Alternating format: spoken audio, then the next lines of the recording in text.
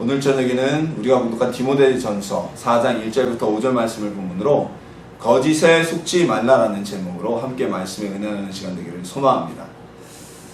우리 자연계를 보면요, 아주 예쁜 생물들이 참 많죠. 사람으로서는 상상할 수도 없는 디자인들, 그리고 사람이 만들래도 그렇게 만들 수 없는 색감들을 가지고 정말 아름다운 형상을 가진, 아름다운 컬러를 가진 꽃이나 또는 곤충들, 그리고 동물들이 있습니다. 근데 정말 어떻게 보면 아이러니컬한 게 뭐냐면요, 이 자연계에서 정말 화려한 모습들을 가진 이런 생물들이 굉장한 맹독을 가지고 있을, 또는 굉장히 사나운 성격을 가질 수 있는 가능성이 매우 높다고 합니다. 자, 예를 들어서 화려한 버섯들, 버섯이 보면 굉장히 이쁜 버섯이 많거든요. 이런 화려한 버섯들은 거의 100% 독버섯이라고 보면 된다고 하고요. 그리고 아름다운 무늬를 가진 뱀들은 맹독을 품은 뱀이라고 보면 된다고 합니다. 그리고 마치 화장한 것처럼 얼굴에 보라색과 포로초초한 색과 어떤 분홍색의 색을 가진 원숭이 중에 가장 아름다운 얼굴 모습을 가진 비비 원숭이는요, 사자와도 싸움을 할 정도로 매우 사나운 성품을 가진 동물입니다. 이것은 겉모습만 가지고 우리가 그 속까지, 진정한 성품까지 알 수 없다는 것을 알려주는 하나의 예로 볼 수 있겠죠. 많은 사람들이요, 사기를 당해서 고통을 당합니다. 근데 만약 그분들이 사기라고 처음부터 생각했다면 절대로 거기에 재산을 투자하거나 돈을 빌려주지 않았겠죠. 처음에는 그 사기꾼을 믿고 신뢰했기 때문에, 그의 말을 믿었기 때문에 속아서 자신의 전 재산을 투자하고, 또 그의 투자법이, 권유하는 투자 방법이 너무 좋다고 생각했기 때문에 자신뿐만이 아니라 친지들과 그리고 이웃들, 친구들까지 함께 소개시켰다가 자신의 재산만 날리는 것뿐이 아니라 인간관계까지 무너지는 매우 큰 고통을 당하기도 합니다. 왜냐하면 사기꾼이 자신을 위장하는 화려한 언변, 그리고 행동에 속아 넘어갔기 때문이죠. 자, 사람들이 사는 시대에는요, 언제나 속고 속이는 일이 존재했습니다.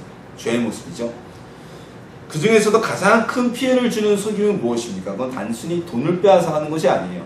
누군가의 재산을 축내는 것이 아니에요. 사람 사이에 이간질을 하는 것이 아닙니다. 가장 큰 피해를 주는 속임은요, 바로 우리의 영혼을 빼앗아가는 속임입니다. 오늘 본문 말씀, 특히 디모데 전후서의 말씀은 사도 바울이 자신의 가장 아끼던 제자였던 디모데에게 목회의 방법을 가르쳐 주기 위해 쓴 서신입니다. 그래서 우리가 목회 서신이라고 구분하기도 하는데요, 디모데에게 바울은 목회에 대한 자신의 경험과 가르침을 전하면서 왜 우리가 거짓에 속으면 안 되는지, 거짓에 속지 말라고 전하고 있습니다. 그러면서 우리에게 오늘날 왜 거짓에 속으면 안 되는지, 거짓에 속지 않는 방법은 무엇인지를 함께 나눌 수 있는 기회를 제공하게 되었습니다. 우리 오늘 말씀을 함께 나누면서요, 거짓에 속지 않는 방법, 그리고 거짓을 이기는 방법, 우리 함께 나누는 은혜 받는 시간이 되기를 소망합니다. 일반적으로 가장 교정되기 힘든 범죄, 자, 교정이라는 것은 그거죠. 우리가 어떤 죄를 지은 사람이 고쳐져서 다시 더 이상 범죄를 저지르지 않는, 재범을 하지 않는 걸 교정이라고 하는데, 가장 교정되기 힘든 범죄 행위로 두 가지를 말합니다. 바로 성범죄와 거짓말입니다. 이 거짓말이라는 것은 뭐 사기도 있을 수 있고 무고죄도 함께 포함이 되겠죠. 왜냐하면 이 두 범죄는요, 이 두 범죄에 나타나는 양상이 약간 다르긴 하지만 자신의 통제 능력을 넘어서서 충동적으로 또는 습관적으로 나타나는 범죄라는 공통점을 가지고 있기 때문입니다. 자, 성범죄는요, 성적인 충동 조절과 관계가 매우 깊습니다. 그래서 정상인이라면요, 우리가 정상인도 성적인 충동이 일어날 때가 있죠. 하지만 정상인들은 성적인 충동이 일어날 때 이성적인 능력으로 이 충동을 제어합니다. 하지만 상습적인 성범죄를 저지르는 사람들은요, 이 이성적인 제어가 되지 않는 경우가 대다수입니다. 성적인 충동을 이기지 못하는 거예요. 이성이 누르지 못하는 거예요. 이런 이유 때문에 성범죄는 재범률이 매우 높습니다. 성범죄는 재범률이 상당히 높고, 또 단순히 감옥에 가둬놓는다, 교도소에 구금만 한다고 해서 이 범죄가 교정되지 않습니다. 필히 어떤 치료 과정을 거쳐야, 심리적으로 치료를 받거나 이런 치료의 과정을 거쳐야만, 병행해야만 교정의 가능성이 보이는 범죄가 바로 성범죄입니다. 또 하나의 범죄, 바로 거짓말은요, 왜 힘드냐? 거짓말은 바로 습관성 행동에서 시작되는 어떤 죄이기 때문입니다. 자, 우리가 의도적으로 거짓말할 때가 있죠. 뭐 그런 거죠. 제가 지하철이나 버스를 타고 가다 보면 통화하시는 분들을 많이 봐요. 그럼 한 80% 정도 그러시는 것 같아요. 저쪽에서 어디냐고 물어보는가 봐요. 그러면은 내가 여기 성신여대역이면 나 성신여대역이야 이렇게 얘기하시면 되는데 거의 80%의 분들은 한역 앞을 얘기를 합니다.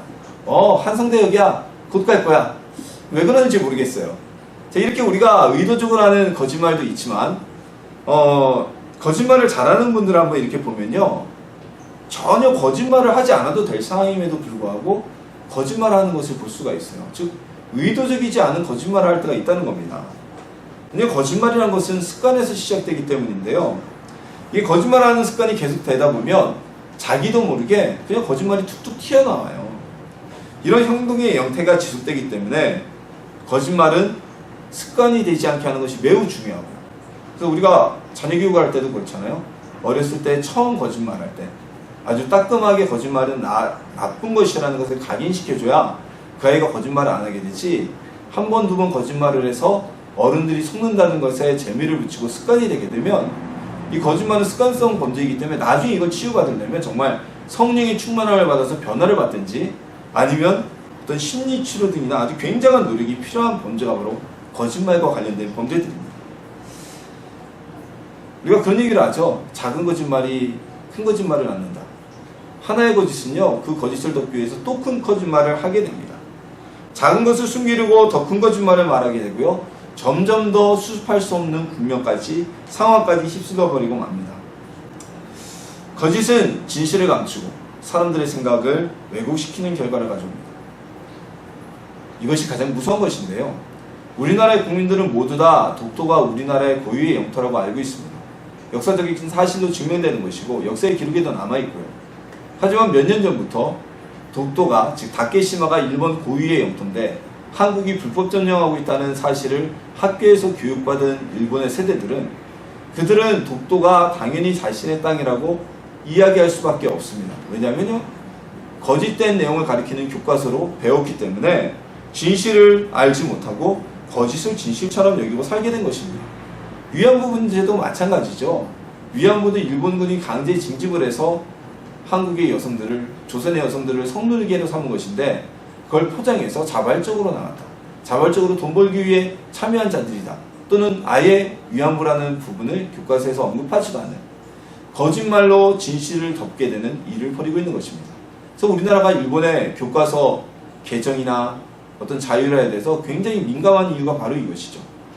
이 세대 이후의 세대에 대해서는 진실을 모르기 때문에 대화가 통하지 않는 것입니다. 자, 예레미야서에서는요, 유대의 멸망을 선포하는 예레미야와 하나님이 유대를 구원하실 것이라는 것을 선언하는 거짓 선지자들 사이에 충돌이 있었습니다. 하나님께서는요, 예레미야를 통해서 유대 민족에게, 이스라엘 민족에게, 유대의 국민들에게 너희가 살려거든 바벨론에 항복하라고 선언하셨습니다.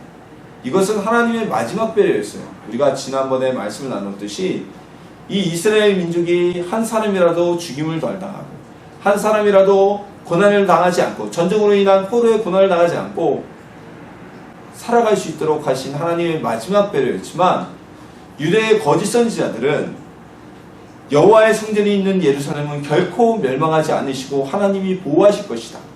바벨론과 그의 군대는 멸망하게 될 것이고 먼저 끌려간 우리의 백성들이 다시 이 땅으로 성전의 집기류와 함께 귀환하게 될 것이다 라고 거짓을 전하였습니다.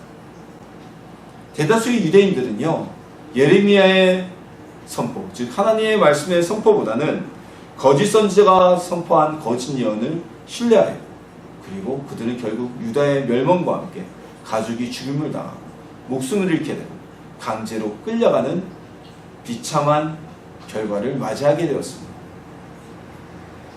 하나님의 성품을 나타내는 여러 단어가 있는데 그 중에 하나가 바로 진리입니다. 하나님은 곧 하나님 자체가 진리이며 참이시며 진실이신 분이십니다. 거짓이 없으신 분이십니다. 반면 사탄은요, 거짓을 말하고 진리를 회파하는 세력입니다.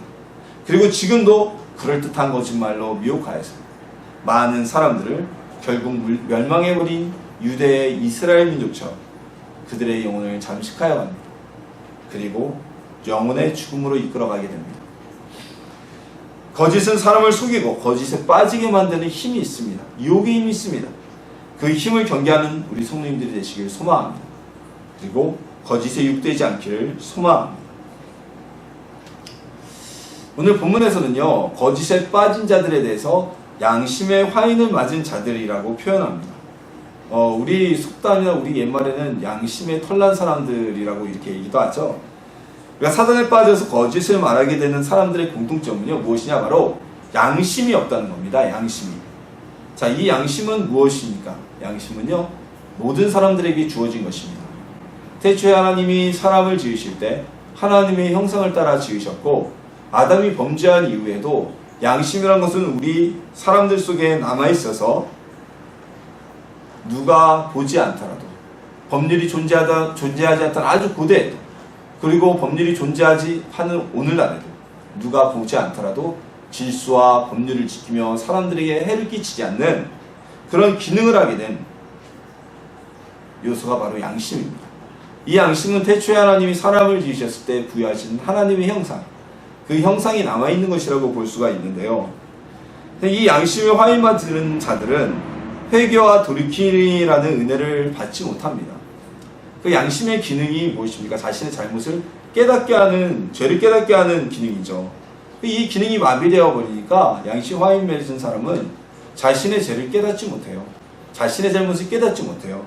그러면서 뉘우치지도 못하죠. 결국에는 회개를 할 수가 없다는 겁니다. 끊임없이 죄를 지으면서 남에게 피해를 주면서 살아가면서 자기 합리화를 하면서 살아가요. 이건 그럴 수밖에 없었어. 소위 그런 말이죠. 대화를 위해서 소화를 희생할 수밖에 없다. 세상에 존귀하지 않은 사람은 없습니다. 물론 일의 방식에 있어서는 큰 것을 위해 작은 것을 포기하기도 하겠지만, 이런 합리화, 대표적인 합리화죠. 합리화를 통해서 자기의 죄를 묻어버립니다. 양심의 화인을 맞았다는 것은 구원받기 위한 도구가 사라졌다는 것과 같기도 합니다. 우리 오늘날 예수님을 영접하지 않은 불신자들의 공통점이 무엇입니까? 바로 자신이 죄인임을 인정하지 않는다는 것이죠. 자신에게 죄가 있고, 죄가 있는 자는 분명히 사후에나 죽음 이후에나 또는 이 땅에 예수님이 재림하실 때 결코 천국에 갈 수 없다는 것을 알게 된다면, 그들이 믿게 된다면, 예수님을 믿지 말라고 막아도 선착순으로만 예수를 믿게 한다고 할지라도 막 난리가 나고 예수를 믿겠다고 아우성을 칠 겁니다. 근데 대부분의 사람은요, 자신의 행동에서 죄를 느끼지 않고 살아가요.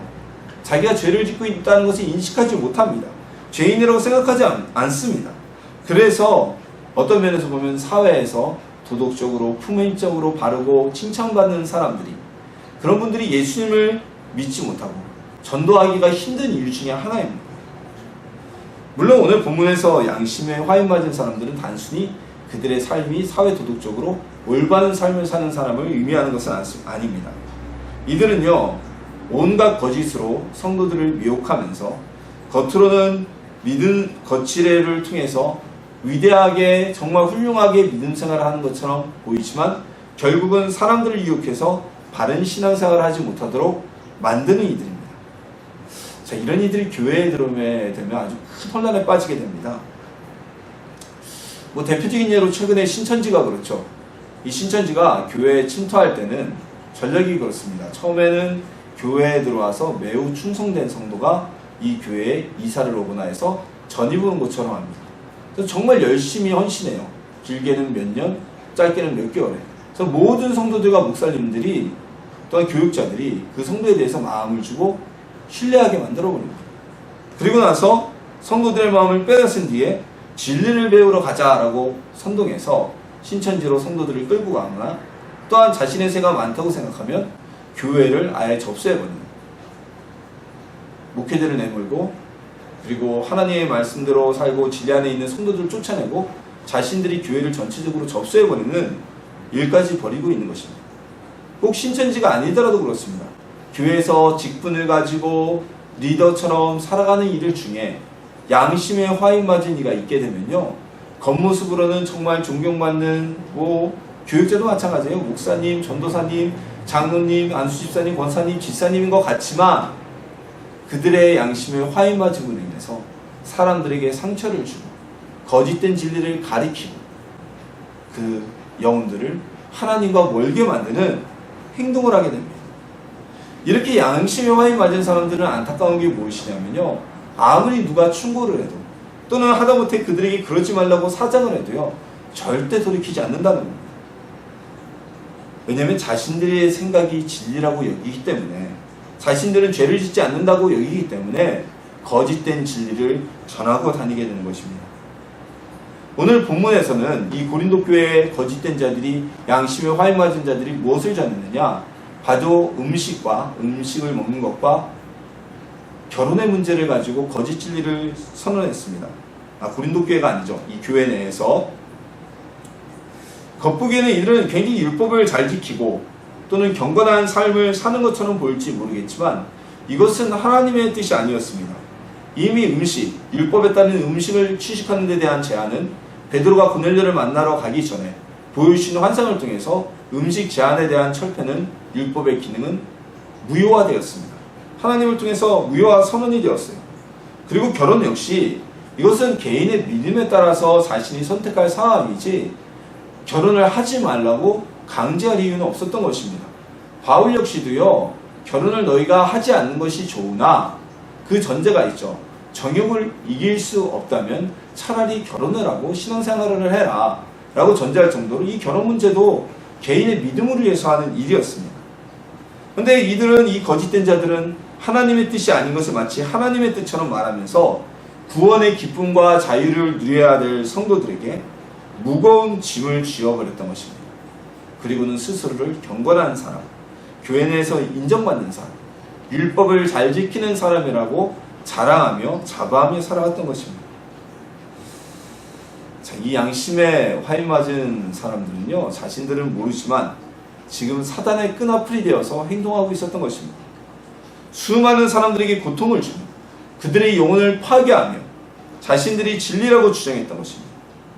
이것은 많은 이단들이 지금도 자신들만이 진리라고 주장하면서, 그리고 하나님의 뜻과는 반대되는 삶을 살면서 이것이 하나님의 진리다라고 주장하는 것과 같은 것입니다. 자, 그들에게는 구원이 참 힘듭니다. 사단의 유혹에 속지 않는 성도님들이 되기를 소망합니다. 우리는 양심의 화인을 맞지 않기 위해서 늘 스스로 돌아보며 회개함으로 우리의 마음을 깨끗이 하는 성도님들이 되시기를 예수님의 이름으로 소망합니다. 자, 그렇다면 이렇게 거짓을 말하는 사단에게 우리가 속지 않으려면 어떻게 해야 될까요?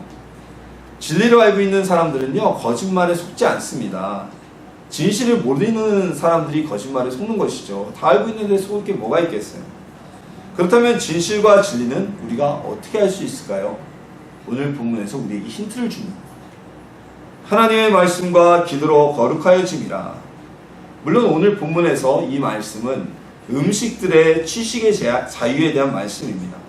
그러나 우리가 이 진리를 알기 위해서는, 또한 거짓에 속지 않기 위해서는 하나님의 말씀을 알아야 되고 하나님께 기도로 거룩해질 필요가 분명히 있다는 사실을 알 수가 있습니다.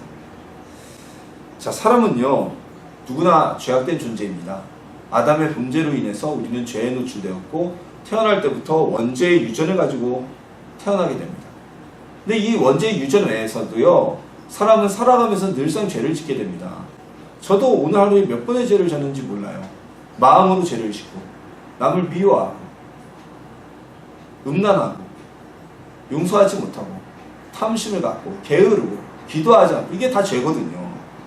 이런 죄에서 우리가 깨끗함을 얻기 위해서는 우리 스스로를 우리는 돌아볼 수가 있어야만 합니다. 근데 우리 스스로의 죄를 어떻게 돌아볼 수 있느냐? 이것은 우리의 노력이 아니라 오직 하나님의 은혜, 성령님의 조명을 통해서 이루어지는 일입니다. 하나님의 은혜로 구원받은 성도들은요, 그래서 우리 삶의 기준과 진리의 기준을 하나님 말씀에 두어야 합니다. 하나님 말씀의 모음인 바로 성경은 우리 모든 신앙생활의 기준이며 우리 삶의 기준이며 진리가 되는 것입니다.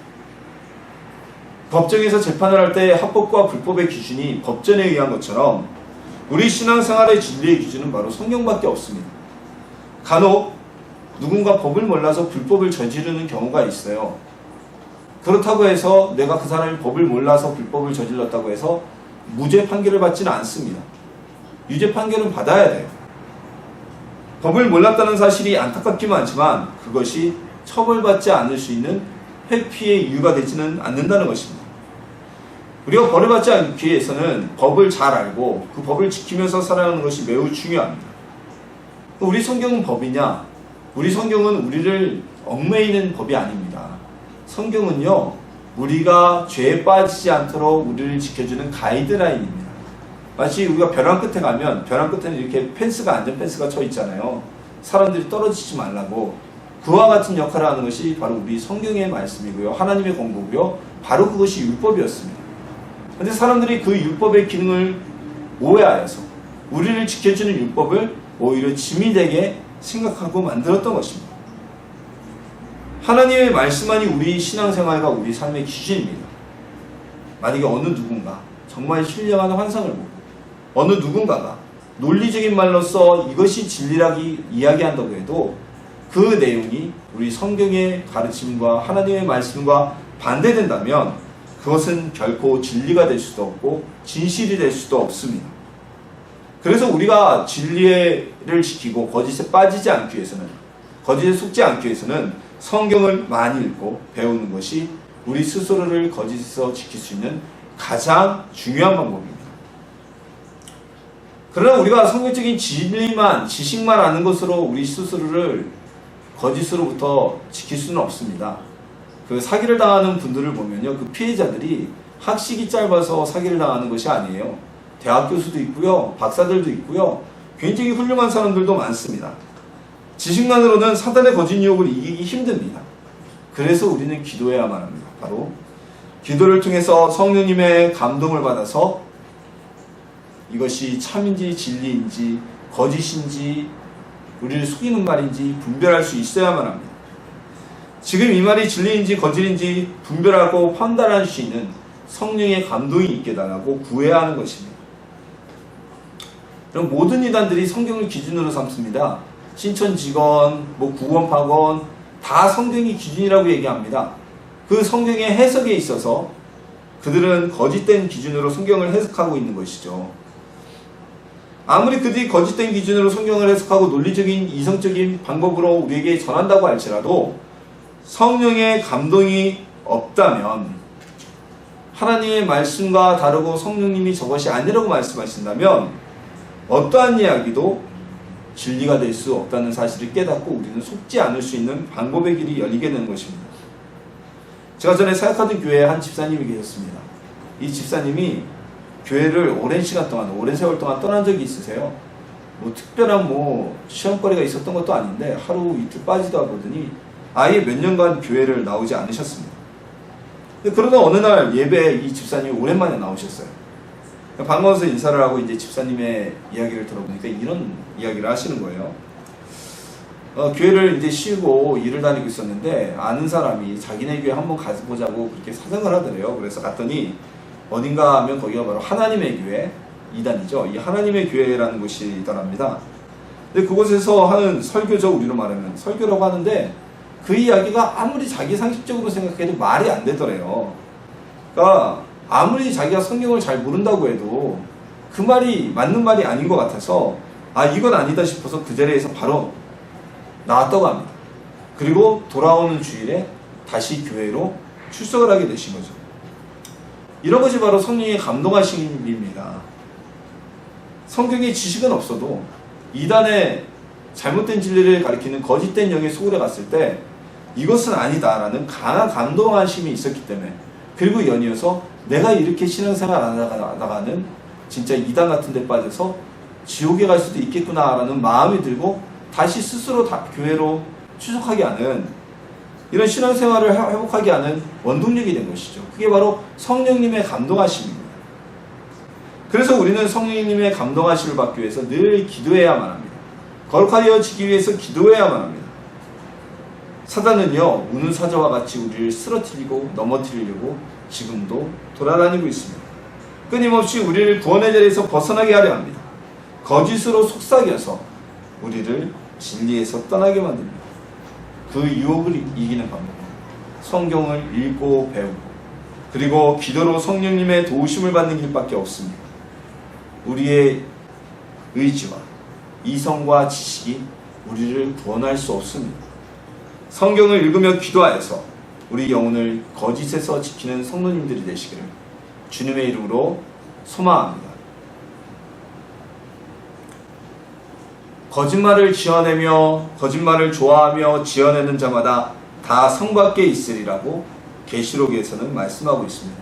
이 성은 바로 새 예루살렘 성, 즉 천국에 들어가지 못할 것이라는 말씀입니다. 거짓말에 속으면요, 속는 사람도 피해를 보게 됩니다. 우리의 구원의 자리가 위태롭게 됩니다. 구원받은 하나님의 자녀를 넘어뜨리기 위해서 사단은 새로운 전략을 짜냅니다.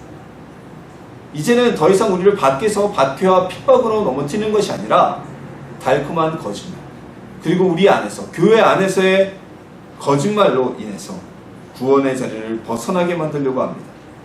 거짓말은 달콤합니다. 듣기에 좋습니다. 그렇게 사람들의 마음을 빼앗아가게 됩니다. 이런 거짓에 우리가 속지 않기 위해서는 하나님의 말씀인 성경을 읽고 하나님의 말씀이 어떠한 것인지 알아야만 합니다. 그리고 성령님의 감동을 위해서 기도해야만 합니다. 도우심을 구해야만 합니다. 사람의 지식과 판단으로는 우리가 이겨낼 수 있는 한계가 있기 때문입니다. 하나님의 말씀이 기준이 되어서 진리를 분별하고 우리의 판단이 흐려졌을 때는 성령님의 감동하심을 통해 거짓을 분별할 수 있게 될 수 있습니다. 그래서 성경과의 기도는 우리의 영혼을 지키는 가장 강력한 수단인 것입니다. 세상 방만이 아니라 교회 안에서도 거짓을 전하는 자들, 양심의 화인을 맞은 자들이 존재할 수가 있습니다. 오늘 본문에서 바울이 말하는 이 양심의 화인 맞은 자들은요, 교회 밖의 사람들이 아닌 교회 안에 있는 존재하는 사람들이었습니다. 어떤 상황, 어떤 직분, 어떤 자리에서도 우리가 무엇을 보고 듣건 바로 성경 말씀을 통해서 기준을 삼고 기도를 통해 성령님의 도우심으로 진리를 놓치지 않는 하나님의 자녀들이시기를 예수님의 이름으로 축원합니다.